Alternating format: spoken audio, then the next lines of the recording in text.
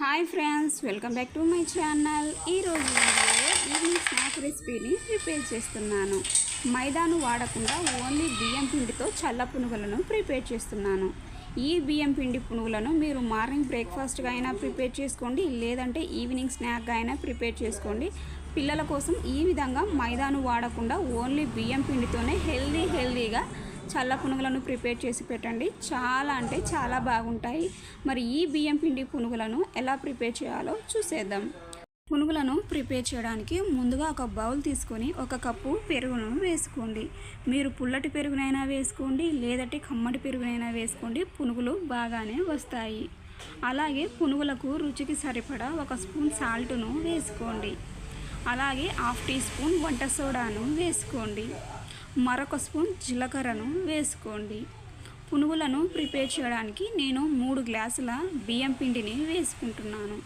ఈ విధంగా 3 గ్లాసుల రైస్ ఫ్లోర్ను వేసుకొని మనం తీసుకున్న 3 గ్లాసుల రైస్ ఫ్లోర్కు 1 గ్లాసు గోధుమ పిండిని వేసుకోండి.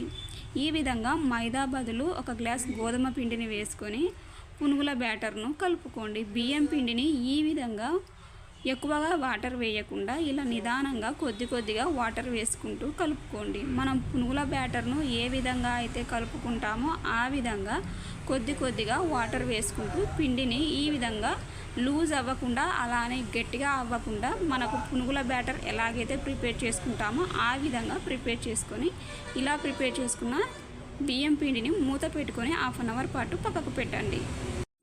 1/2 అవర్ తర్వాత మనకు పునుగుల బ్యాటర్ చూడండి ఏ విధంగా రెడీ అయ్యిందో. ఈ విధంగా మనకు బాగా పొంగిపోయింది. మరి ఇలా పొంగిపోయిన పునుగుల బ్యాటర్ను మరొకసారి కలుపుకొని చూడండి. కన్సిస్టెన్సీ మనకు ఈ విధంగా ఉండాలి. ఇలా మనం డాట్ వేయగానే రౌండ్గా పొంగుతూ వస్తాయి. మరి ఇలా ప్రిపేర్ చేసుకున్న పునుగుల బ్యాటర్ను ఆయిల్లో వేసుకుని డీప్ ఫ్రై చేసుకుందాం.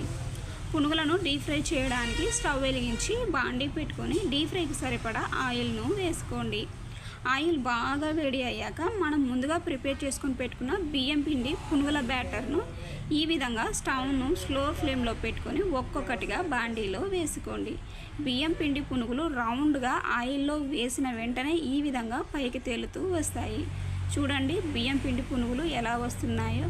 మరి అన్ని పునుగులను కూడా ఈ విధంగా బాండీలో స్టవ్ను స్లో ఫ్లేమ్లో పెట్టుకొని బాండీలో ఎన్ని సరిపడితే అన్ని వేసుకోండి.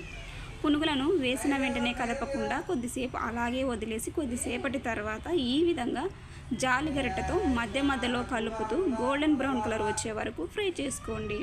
పునుగులను స్టవ్ను స్లో ఫ్లేమ్లో పెట్టుకుని ఫ్రై చేసుకుంటే పైన క్రిస్పీగాను లోపల సాఫ్ట్గాను వస్తాయి. అందుకోసమని స్టవ్ను స్లో ఫ్లేమ్లో పెట్టుకుని ఈ విధంగా గోల్డెన్ బ్రౌన్ కలర్ వచ్చే వరకు ఫ్రై చేసుకోండి. పునుగులు మనకి ఇలా గోల్డెన్ బ్రౌన్ కలర్ వచ్చిన తర్వాత స్టవ్ ఆఫ్ చేసుకొని పునుగులను ఈ విధంగా జాలిగరిటెలోకి తీసుకొని ఆయిల్ మొత్తం వంపేసి బియ్యం పిండి పునుగులను ఇలా వేడిగా ఉన్నప్పుడే ఒక ప్లేట్లోకి తీసుకొని సర్వ్ చేసుకోండి. ఈ పునుగులకు కాంబినేషన్గా టమాటా పచ్చడిని ప్రిపేర్ చేసుకొని సర్వ్ చేయండి. చాలా అంటే చాలా బాగుంటాయి. చూడండి నేను ప్రిపేర్ చేసిన బియ్యం పిండి పునుగులు ఎలా ఉన్నాయో. ఈ విధంగా మైదాను వాడకుండా బియ్యం పిండితో పునుగులను హెల్తీగా పిల్లలకు ప్రిపేర్ చేసి పెట్టండి. ఈ బియ్యం పిండి పునుగులను మార్నింగ్ బ్రేక్ఫాస్ట్గా అయినా ప్రిపేర్ చేసుకోండి, లేదంటే ఈవినింగ్ స్నాక్గా అయినా ప్రిపేర్ చేసుకోండి. పునుగులు మనకు పైన క్రిస్పీగాను లోపల సాఫ్ట్గాను చాలా అంటే చాలా బాగా వస్తాయి. మరి నేను ప్రిపేర్ చేసిన బియ్యం పిండి పునుగులను మీరు కూడా నేను చేసే ప్రాసెస్లో ట్రై చేసి నచ్చితే నా ఛానల్ను లైక్ చేయండి, షేర్ చేయండి, సబ్స్క్రైబ్ చేయండి ప్లీజ్. లైక్ చేయండి, షేర్ చేయండి, సబ్స్క్రైబ్ చేయండి ప్లీజ్.